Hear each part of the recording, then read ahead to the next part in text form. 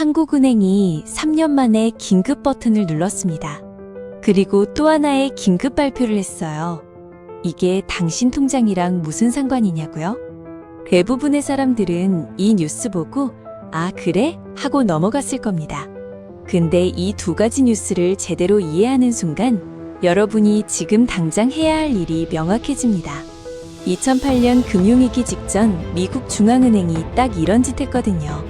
그리고 6개월 뒤 리먼 브라더스 파산했습니다. 지금부터 10분 동안 이 두 뉴스가 왜 심각한지 그리고 우리가 뭘 해야 하는지 완벽하게 알려드리겠습니다. 오늘 영상에서 알려드릴 건 딱 3가지입니다. 1. 한은이 3년 만에 급하게 돈 푼 진짜 이유. 2. 은행들한테 이것까지 담보로 받아준다는 게 왜 위험 신호인가? 3. 2008년 금융위기랑 지금이 왜 똑같은가? 복잡한 경제 용어 하나도 안 씁니다. 초등학생도 이해할 수 있게 설명하겠습니다. 첫 번째 뉴스 봅시다. 한국은행이 국채를 1조 5천억 원어치 산다. 국채가 뭐냐면 쉽게 말해서 빌린 돈을 증명하는 종이에요. 정부가 나 돈 필요해 하면서 채권이라는 걸 발행하죠. 그럼 은행, 보험사, 연기금 같은 큰 손들이 그걸 사는 겁니다. 근데 지금 문제가 뭐냐면 이 국채 가격이 폭락하고 있어요. 왜 폭락하냐? 사람들이 나 이거 팔래 하면서 다 던져버리고 있거든요. 국채 가격이 떨어지면 뭐가 문제냐고요? 은행들이 보유하고 있는 국채 가치가 줄어든다는 겁니다. 예를 들어 볼게요. 은행이 100억짜리 국채를 갖고 있었어요. 근데 시장에서 국채 가격이 떨어지면 그 국채가 이제 90억밖에 안 돼요. 은행 입장에서는 10억 손해본 거죠. 그래서 한국은행이 나선 겁니다. 우리가 1조 5천억 원어치 사줄게. 가격 더 떨어지면 안 되니까. 근데 여기서 포인트는 한은이 이런 짓을 3년 3개월 만에 한다는 겁니다. 3년 3개월 전이 언제였냐? 2022년 9월이에요. 그때 뭐가 있었냐면 전 세계 금리가 미친 듯이 올라가던 시기였어요. 미국이 금리 폭탄 쏘고 한국도 따라서 금리 올리고 시장이 완전 난리 났었죠. 그래서 한은이 어쩔 수 없이 개입했던 겁니다. 근데 지금 똑같은 일이 또 벌어지고 있어요. 한은 관계자는 이렇게 말했습니다. 그동안 안 샀으니까 이제 좀 사는 거다. 겉으로는 이렇게 말하지만 속사정은 다릅니다. 지금 채권 시장이 무너지고 있거든요. 시장이 멀쩡하면 굳이 이런 짓 안 해요. 최근 국고채 금리 보셨어요? 계속 올라가고 있습니다. 금리가 오른다는 건 채권 가격이 떨어진다는 의미예요. 은행, 보험사, 연기금들이 보유한 채권 가치가 순식간에 증발하고 있다는 거죠. 자, 이것보다 더 무서운 게 나왔습니다. 은행이 가진 대출을 담보로 한은이 돈 빌려준다. 이게 무슨 말이냐면요. 지금까지는 은행이 한국은행한테서 돈을 빌릴 때 국채 같은 걸 담보로 좋아했어요. 나 국채 100억어치 있어. 이거 담보로 줄 테니까 돈 좀 빌려줘. 이런 식이었죠. 근데 이제는 뭐냐면 나 개인한테 빌려준 주택담보대출 있어. 이것도 담보로 받아줄래? 이것도 된다는 겁니다. 왜 이게 문제냐고요? 은행들이 이제 국채만으로는 돈을 빌릴 수가 없다는 뜻이거든요. 쉽게 말해서 은행이 나 국채는 별로 없는데 대출은 나나. 이것도 담보로 쳐줘. 이렇게 된 거예요.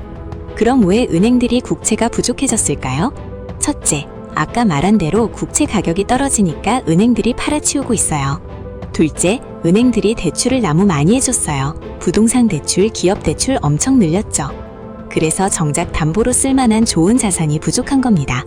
한은은 이렇게 말합니다. 디지털 뱅크런 대비한 안전장치다.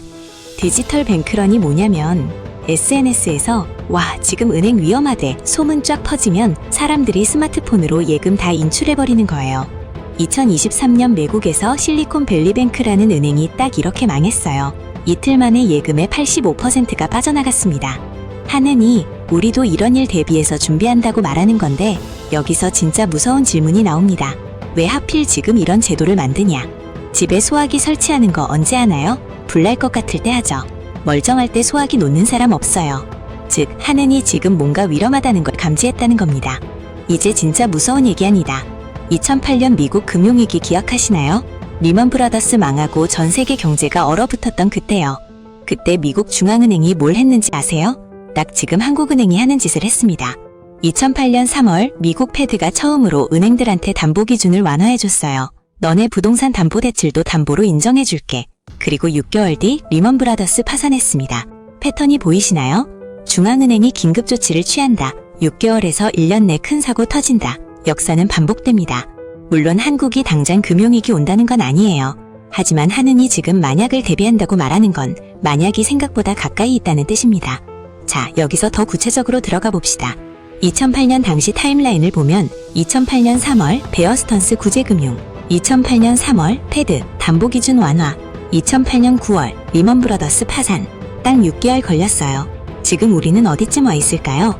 2025년 12월 하는 국채 긴급 매입, 2025년 12월 하는 대출채권 담보 허용. 그럼 6개월 뒤는 2026년 6월입니다. 그럼 우리는 뭘 해야 할까요? 일단 패닉에 빠질 필요는 없습니다. 하지만 준비는 해야 해요. 첫 번째, 빚을 줄이세요. 금리가 높은 상태에서 빚이 많으면 굉장히 위험합니다. 특히 변동금리 대출 갖고 계신 분들, 지금이라도 고정금리로 바꾸는 걸 고려해보세요. 두 번째, 현금 유동성을 확보하세요. 갑자기 일자리를 잃거나 사업이 어려워질 수 있습니다. 최소 6개월치 생활비는 현금으로 들고 있어야 해요. 세 번째, 자산 분산을 하세요. 예금만 들고 있지 마세요. 주식만 들고 있지 마세요. 부동산, 금, 달러 등 여러 자산에 나눠서 투자하는 게 안전합니다. 네 번째, 은행 선택을 신중하게 하세요. 작은 은행, 인터넷 은행보다는 큰 시중은행이 더 안전합니다. 예금자 보호 5천만 원까지만 보호된다는 것도 기억하세요. 다섯 번째, 뉴스를 계속 주시하세요. 하느니 추가로 긴급 조치를 취하는지, 은행들 재무 상태가 어떤지 계속 체크를 해야 합니다. 정리하겠습니다. 한국은행이 3년 만에 긴급 조치를 2개나 발표했습니다. 겉으로는 안전판 구축이라고 하지만 속뜻은 다릅니다. 뭔가 큰일이 다가오고 있다는 신호예요. 2008년 미국도 똑같은 수순을 밟았고 6개월 뒤 금융위기가 터졌습니다. 우리는 어떻게 해야 할까요? 빚 줄이고 현금 확보하고 자산 분산하고 은행 잘 선택하고 뉴스 주시하세요. 다음 영상에서는 하는 추가 조치 시 우리 자산은 어떻게 되는가? 그리고 금융위기 대비 실전 자산 배분 전략을 구체적으로 알려드리겠습니다. 구독, 좋아요 필수입니다. 여러분의 자산을 지키세요.